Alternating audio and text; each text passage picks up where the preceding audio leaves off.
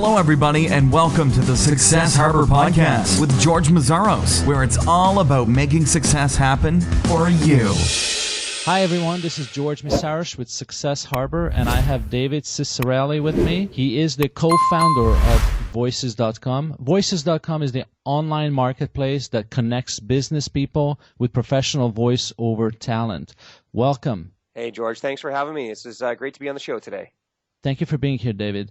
Tell me, what gave you the idea to start Voices.com? Yeah, it's a great story, and I'd love to share it with you. I went to after kind of graduating from school for audio recording, where I learned how to record, mix, edit, and produce music.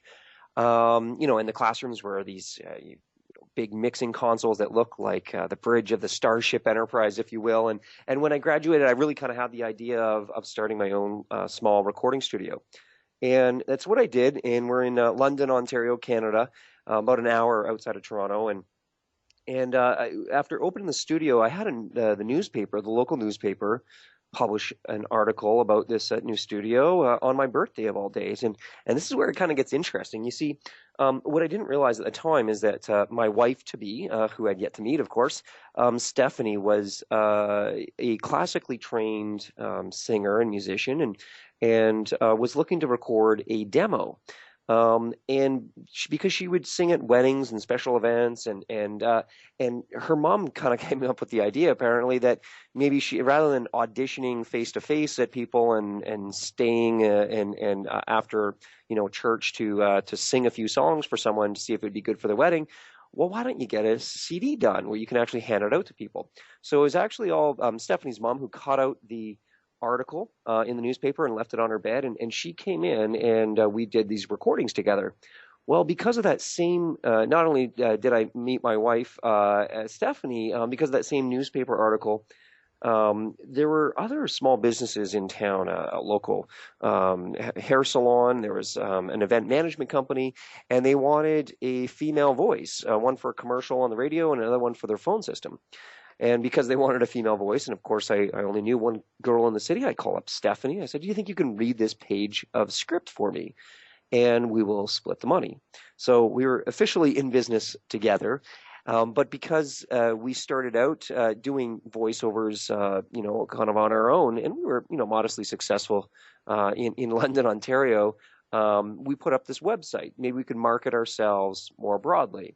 And when, kind of taking one step and then another, we actually started getting people that would contact us and go, well, if you need somebody who speaks French, can I be on your website? And this other guy did character voices, and somebody in New York, if you need somebody in New York, can I be on your website? And before you knew it, we had 24 people on our website, really located all around the world. And that was the proverbial aha moment. Well, if we're doing this in London, Ontario, and there's, clearly a global market, what if we could build an online marketplace for these services and get out of the production business ourselves and run this web platform where we connect businesses, ad agencies, video production companies, game producers, audiobook publishers with professional voice talent. These people who have great voices, they either have a background in theater or maybe broadcasting, and they were looking to leverage those skills and market themselves on the internet. So that's exactly what we did. We sold the little recording equipment that we had at the time and hired our first web developer who built a first version of the website. And we kind of went live with this idea of creating a community online where people could conduct business. And so initially you grew organically pretty much, or was there some, strategy there? I didn't go to school for business, other than, having it kind of in my blood. I think I was the kid that, always had the bugging his parents for garage sales and lemonade stands and trading hockey cards. So, truth be told, I don't think we really had a whole kind of marketing strategy around growing the business. So it certainly was very organic. Now, one of the, I guess, kind of tactical things that we did in order to acquire the first group of users, you need to certainly inform your audience, whoever it may be, And we did that by going through the Yahoo directory. So the Yahoo directory at the time, and we're going back to kind of like 2004-ish here, was this kind of nicely organized listings of, kind of hand-picked, editorially picked, good websites, people that have, businesses in that particular vertical market. And, the Yahoo directory still exists today, but what we did back then was we literally just kind of went through website by website in very kind of logical and methodical order, and just invited people to sign up. And we did that both on the voice talent side of the market, so call that the supply side of the marketplace, or service providers, and then the demand side, those kind of clients that are looking to hire the talent. We did the same thing, where we went down really a list of advertising agencies and video production companies and just said, hey, if you're ever looking for a voice for your next video, then consider using voices.com. And I should, George, if I may, mention that we didn't actually start as voices.com. It was the name of the company was Interactive Voices, so it's kind of a bit of a mouthful. Can I share a quick story of how we got the domain name? Yeah, I was gonna mention that it's a great domain, and I was gonna ask you if it was the first idea that came to mind, but please do share. It's an awesome domain. Yeah. It's as good as it gets, right? Oh no, for sure. It kind of says what we do in a single word. As I mentioned, we started as interactivevoices.com, so it's a bit of a mouthful, and your profile would have been george.interactivevoices.com, and we had people, probably about 10,000 people using the site at the time. And this was kind of the height of the whole Web 2.0 movement, and Flickr got started, and Twitter, and all these companies are dropping vowels on their name and really kind of bright, bubbly colors, and it got me thinking, well, maybe Interactive Voices is this long name. Literally, people were complaining that they were tired of typing it out so much, and they didn't know if it was singular or plural, or if we only did interactive and new media, so it kind of pigeonholed us a bit. So I was on a bit of a quest to change the name, and I actually put in a bid of $100,000 for Vox.com, and that didn't go through. And I looked at Voxio and Voxy and all these other kind of variations on that, and really nothing was really quite working well. And I realized, well, maybe it's not a whole name change and a rebranding, but rather, what if we could kind of just chop out the interactive part and just keep voices.com? So I did what probably many of you have done. You just go to, in your address bar, or go to Google and you type in a domain. And what came up was a medical journal called Silencing the Critical Voices in Your Head. So it was this psychology paper about, kind of positive self-talk and so forth. And it had probably, a dozen entries or so, hadn't been updated since the year 2000, and was originally registered in 1998. So a very kind of old, well-established domain name. Well, the good news is that at least it wasn't AT&T selling telecommunications equipment, or, Voices the movie or something along those lines. And so, but I did realize, George, if I had been the one, David at interactivevoices.com, emailing this other guy, asking, I did the who is lookup, that you can kind of see who is the registered user or owner of any domain. So I did that lookup, but I realized if I email him from my interactivevoices.com email address, he'd probably put one and one together, maybe go to the website and realize, hey, he's got this little business going on, and probably, maybe increase the prices, jack them up a bit, because there's clearly a business opportunity here. So I realized, well, literally the same week, a lawyer moved into the office across the hall from me in this kind of tech incubator space that we were working from at the time. And I said, hey, do you think you can send this guy an email on my behalf and just ask him, would he sell the domain name? If so, what price? So he comes back and he says, yeah, the guy'd sell the domain name for $50,000. I'm like thinking, okay, well, it's good that I didn't spend $100,000 on the other name, because I think this is actually a better one. But I, like many entrepreneurs starting out, you certainly didn't have $50,000 laying around. And so, I went to the banks and tried to explain this to them, and they're like, "Oh, you're building a new website? Is that what's going on?" And I'm like, "No, it's just the domain name." And I don't know if it was the Super Bowl that was on, but they were all convinced that you could just go to GoDaddy and get these for $9.95. I'm like, no, it's a premium domain name. Like, they're all registered. You have to buy it from somebody else. So being pretty disheartened because I got rejected by everybody I had pitched this idea to, the lawyer taught me an important lesson. Basically, never take no for an answer. Negotiate. So go back to the fellow and say, well, don't lowball him and, offer him half or less than half. Why don't you say $30,000?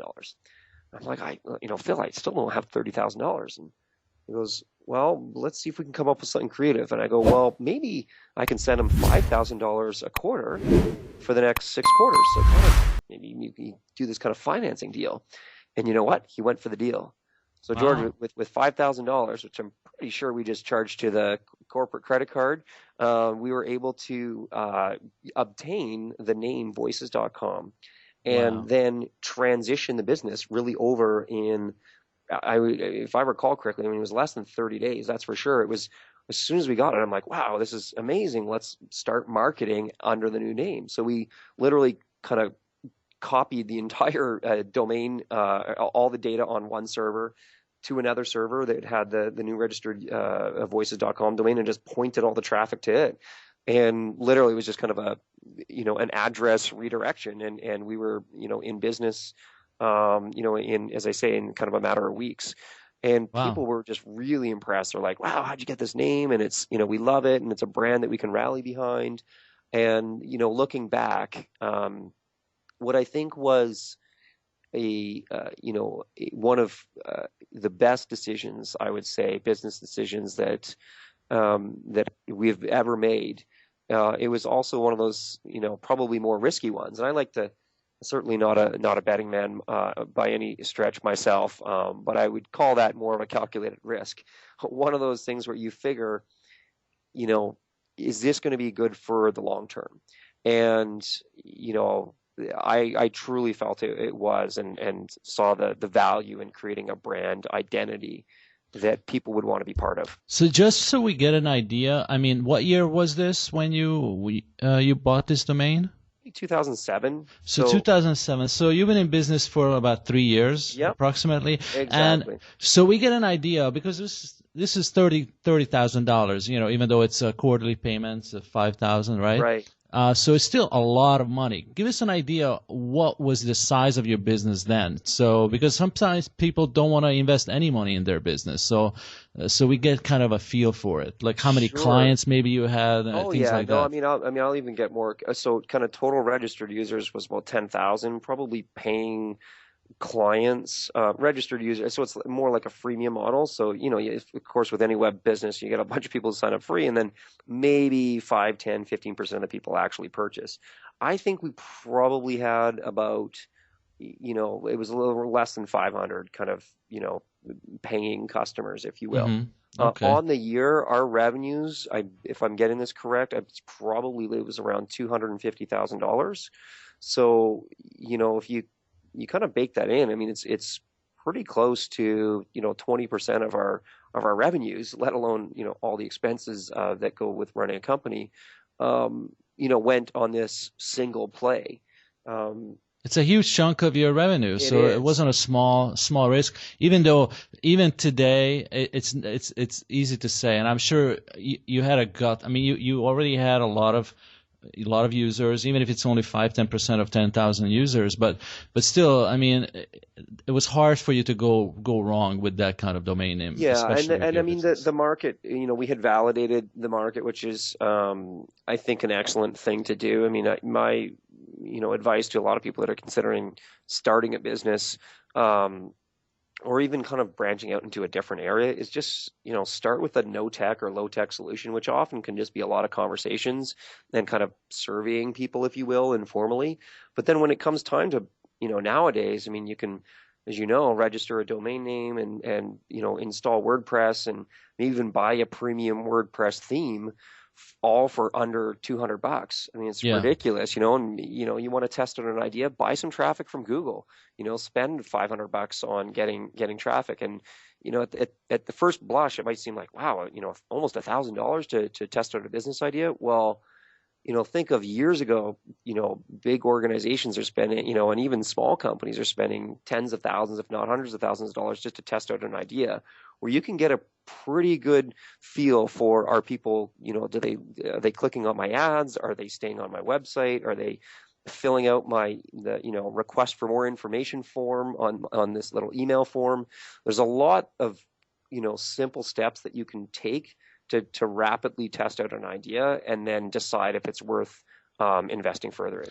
So we've been talking about your business and how you started for a while, but very quick, and I have to say your site is really addictive. I ended up listening to way too many samples. Sounds like me on the weekend. The kids love listening to the voice talent in other languages. I think it's a bit of an eye opener for them. So yeah, and all the accents and everything. So, but very quickly, can you give our audience an idea what Voices.com is and why would somebody use it? Sure. So really, it's we refer to Voices.com as a marketplace. It's a place where you would go to hire a voice actor for maybe your business phone system, or maybe you're producing a YouTube video or a commercial, and you want somebody to have that kind of professional sound that's going to, be your audio ambassador, if you will, the voice or sound of your brand.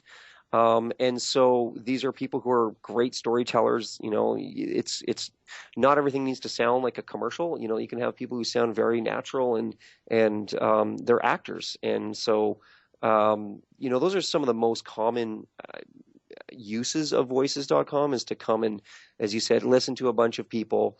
And ultimately, when you find somebody that you like, you can request a quote from them by describing your project, and then they'll submit back a price quote. And then you pay by credit card through the website, and then in return, you're going to get your Word document will be read out into an audio file, and you get those audio files back delivered to you through the platform. So it is kind of an end-to-end. And I think probably, if I may, the biggest kind of wow factor is the speed at which people return the files to you. Is typically within 24 to 48 hours, obviously depending on kind of the size and scope of the recording. But I mean, talking of kind of, trying out new ideas or a different radio commercial, or I want a different voice on my video. These are things that, literally hundreds of these kind of projects are happening, every day. So it's just amazing to see kind of the level of engagement within the community. Is there like an average price for someone to have, a new commercial created for their business? For example, I listen to a lot of car commercials and all that, and business commercials. Is there some rule of thumb? I mean, I know I'm sure there's a lot of variables there, but can you give us an idea? Yeah, for sure. I would say, because we measure, obviously the average transaction size for all these deals that are going through the site. I think typically it ranges around the $250 mark, which is, let's call it a page, maybe a page or two of script, which is probably between 30 and 60 seconds, or, your entire phone system, press 1 for this, press 2 for that, your on-hold message, that would kind of all fit within a couple pages of script. So probably around the $250 mark. For those that are interested, you could Google Voices.com rates, and there's a whole rate sheet that we have it all broken down of kind of the different uses, and just to kind of give you, and that was developed by, again, surveying our customers and also factoring in like actual transactions we were seeing through the platform. So Voices.com rates is a kind of a good place to go and see what the prices, the going rate is for different kinds of recordings. Now that makes sense, because I think sometimes people have no idea. So at least you give some kind of a guidance for them. Exactly, and we're not trying to suggest that the market is a certain way. It's just we have this kind of unique position of seeing all the data flowing through the platform that we figured, well, it's actually probably going to be more helpful. And because as you said, if people think that it's $1,000 or $5,000, it doesn't have to be that. I mean, maybe some people do charge that, but there's certainly a lot of professionals that are really quite reasonable, that are happy to work with you and establish a longer term business relationship. I mean, you managed to build a marketplace basically, right? As you mentioned several times, which I always thought was incredibly difficult because, you basically have two customers. So in other businesses, we just have to worry about get one customer. But for you to be successful, you have to do twice as much. So what did you do right to make this a success, to be able to create a successful marketplace? I'm really glad you pointed that out because it's something that is very underappreciated, to be honest, which is, and that's how we view it, is two distinct customer groups who often have opposing needs and desires. So think about this for a second. You have the client who wants things as quickly as possible, and I still want it to sound very high quality, professional, but I want to pay, in a sense, the minimal amount possible. And then you have on the other end of the marketplace the voice talent who want to work with the best clients, have the best relationships, and they want to make the most money. So and so these kind of opposing forces. So by us kind of serving as that trusted intermediary has been our approach. We don't necessarily, quote unquote, work for any party over the other, but rather we operate the platform. And so I think there is certainly a kind of a chicken and egg type problem here, which is what came first. In our situation, we actually built up the and marketed the voice talent on the website first. As I said, they were kind of coming to us, and we were way back in the day kind of hand coding HTML profiles of these for these voice actors. And then we set about trying to find them work and trying to find clients that maybe would want to hire them. But what did we get right? I think that right from day one, because not only are Stephanie and I, co-founders in the company, we're also husband and wife. So we, live, breathe, eat, and sleep this business all day long. But one of the things we did right off the bat was we literally had a piece of paper that we drew a line down the middle, and we said, okay, here's your area of responsibility, and here's my area of responsibility. And broadly speaking, Stephanie works with the voice talent and the coaches and the education facilities and the agents, and that's kind of all her area of the business. And then mine is on the client side, so working with the enterprises and government agencies and educational institutions and so forth to bring their jobs onto the platform. So I think having those kind of two, I couldn't imagine running a marketplace as a solo entrepreneur. I think that would be tremendously difficult. You certainly need to, any business, as you know, you need to surround yourself with great people.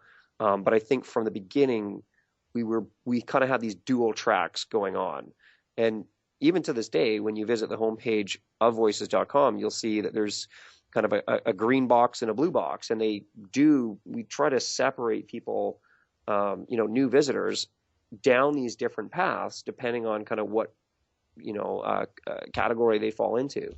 And then the whole story and all the words we use and the calls to action and the buttons that lead to sign up forms, they're all distinct, whether you are a client or a voice talent.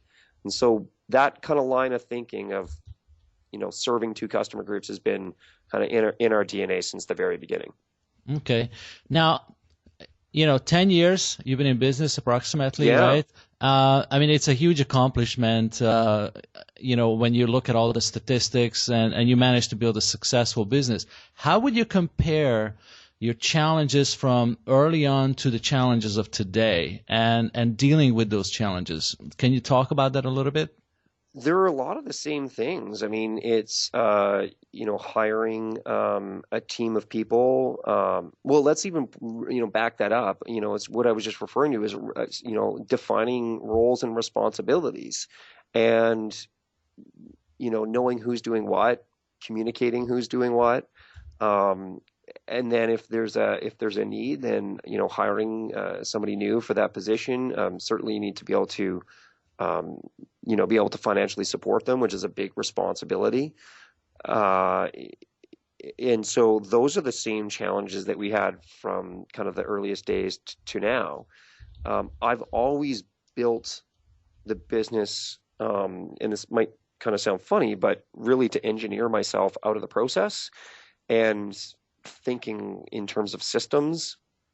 So, if we're going to bother doing something once and we can imagine ourselves doing it maybe 10, 20 times, I'm probably going to figure out, is there a system to do this? Whether it starts just as a spreadsheet, or maybe it's a customer relationship management system like Salesforce.com, or there's a lot of other ones, Zoho, CRM, and so forth. There's a lot of, other systems on the market.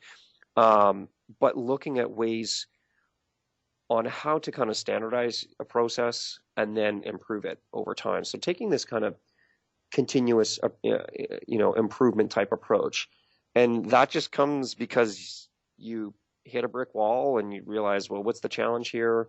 Why do we keep running into this? Can we reset our thinking, take a completely different approach? If we were to start this process from scratch, having none of the emotional or mental baggage or, no kind of ties to our current way of doing business, if we were to start this from scratch, how would we do it? And we've taken that approach a few times and just kind of come up with brand new solutions to a particular problem. So those are, I think it's a lot of the same stuff, as I say, both people and then, your product. And, I guess the third P would be your process. Okay. It's 2014. Can you give us an idea, 10 years into the business, what is the size of Voices.com in terms of people, customers, and I don't know if you can share any revenue numbers. Sure. So the number of so again, kind of back in the day, we were talking, first year was like just trying to get our first 100 people was kind of our target, and then it was the first 1,000. Today we're at 250,000, so 250,000. Our users, 250,000 users. Okay. There's 45 staff that are here, so again, it's a pretty sizable team. Mm-hmm.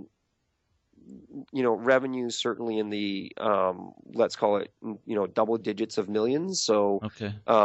It's in terms of gross revenue. So yeah, I mean it's at kind of first blush, it's still shocking to me because I remember when we were just trying to lend our first $100, but it kind of it's just a lot of small decisions that were made correctly over the year, and being willing to undo a decision if it was a bad one, and just kind of taking every one day at a time. It's a long, slow process, and I think many entrepreneurs get impatient and frustrated, but I don't think we had necessarily any secret sauce.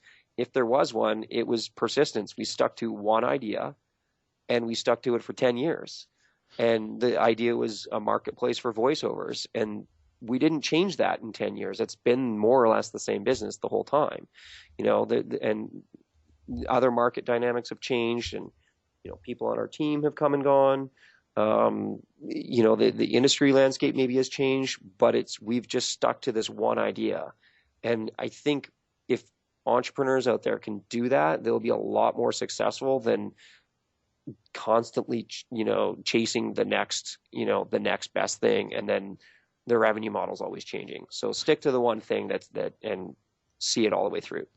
I mean, so far it sounds like almost like a walk in a park, and I know it wasn't, and I'm sure, and you're not trying to say it was, but I want to hear, maybe a big mistake or a big challenge that was a really great learning experience for you.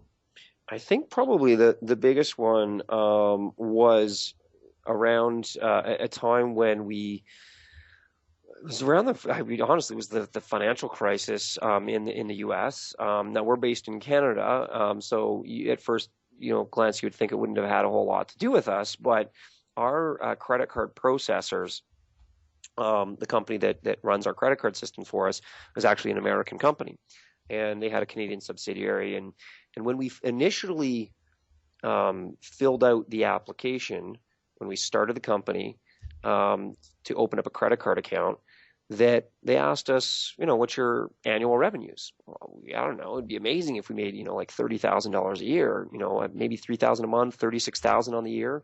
So, okay, we jotted that down on this application. And then they asked us, what's our average transaction size? I'm like, well, we haven't really sold anything yet. Like, okay, we'll just put 0 on the application. Well, 4 or 5 years go by and the financial crisis happens, and this company's reviewing all their accounts. And we came up because there had been an issue of a few instances of fraud, of fraudulent transactions using a stolen credit card over the internet. And they had told us that we were 17 times outside their risk profile, and that they would be effectively shutting our credit card system down immediately. And I said, well, look, you're pretty much going to be putting us, out of business. This is completely unreasonable. They said, okay, well, we'll give you 30 days, and then and we're going to stop depositing funds into your account. And we're going to give you 30 days to find a new processor.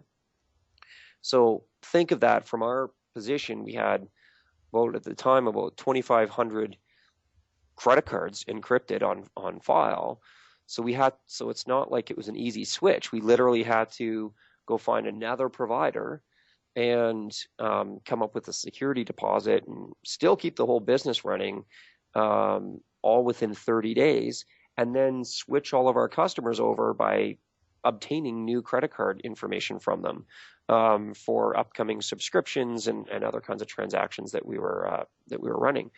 And that was just a really, really difficult time because, truthfully, we had very little cash coming into the company, and because we had no means of processing it, and the need to continue operations.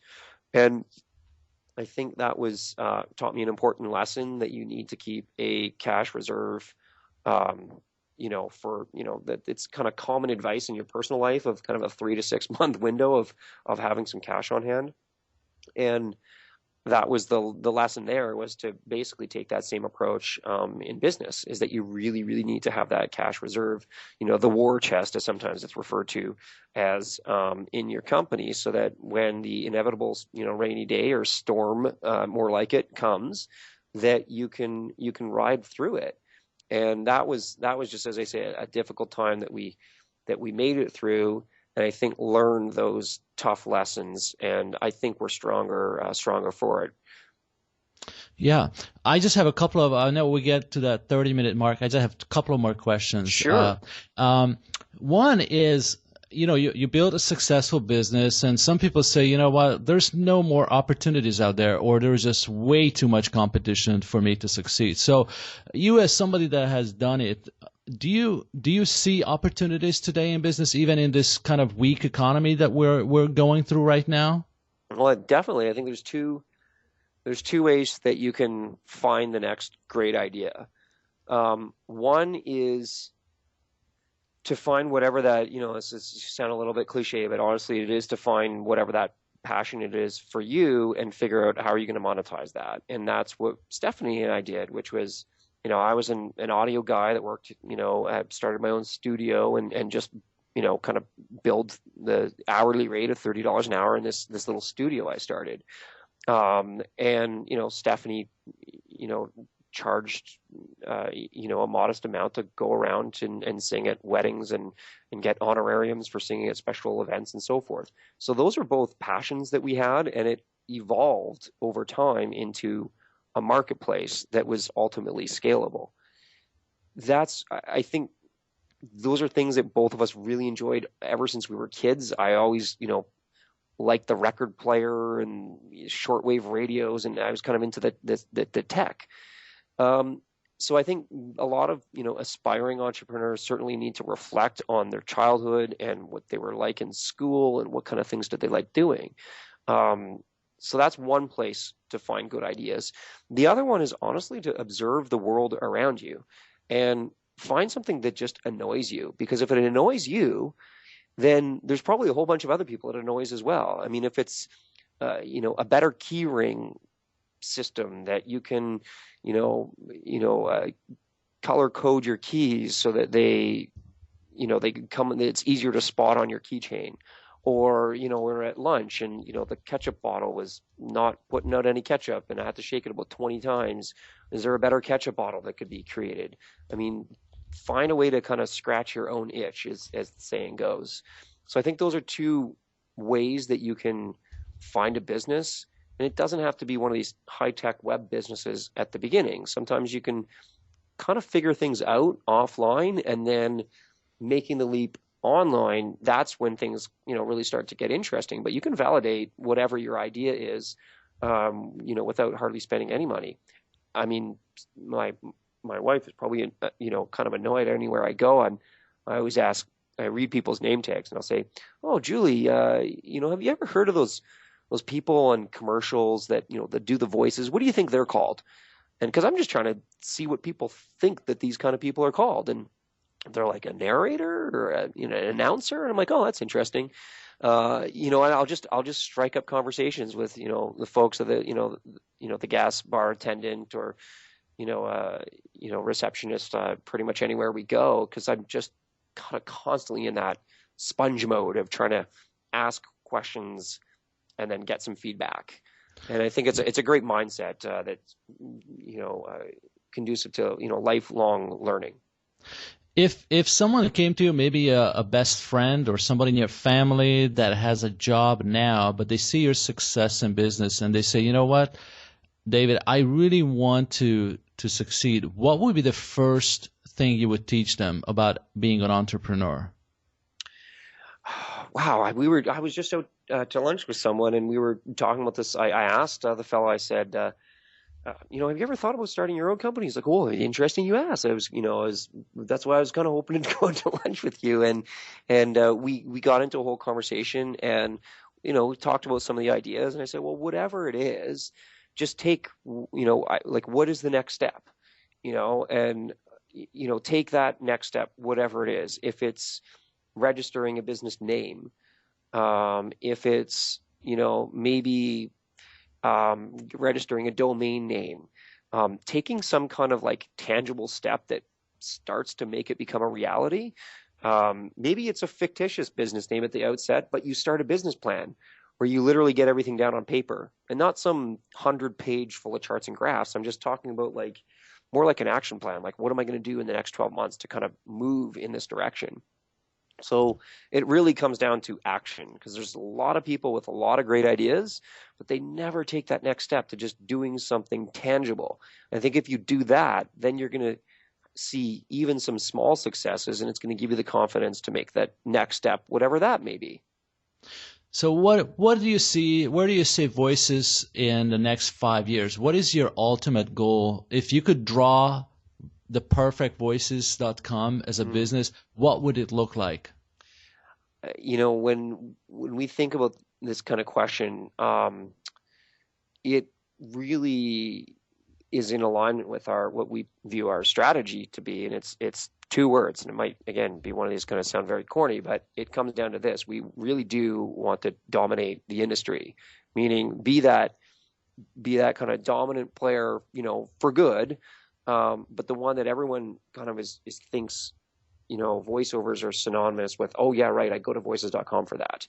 So that means speaking to every potential customer that's out there, having every single voice talent that, practice the art and craft of voice acting. They should be on the platform as well. So I think it's just having that kind of omnipresence is really what we're aiming for. And, the byproducts of that are, executing the strategy across, across global boundaries, by having a multilingual site and being in different countries around the world, making sure everything is mobile enabled. I mean, that's our mobile apps. That's the responsive design, the dynamic nature of our website that works equally well across desktop, tablet, and mobile phones.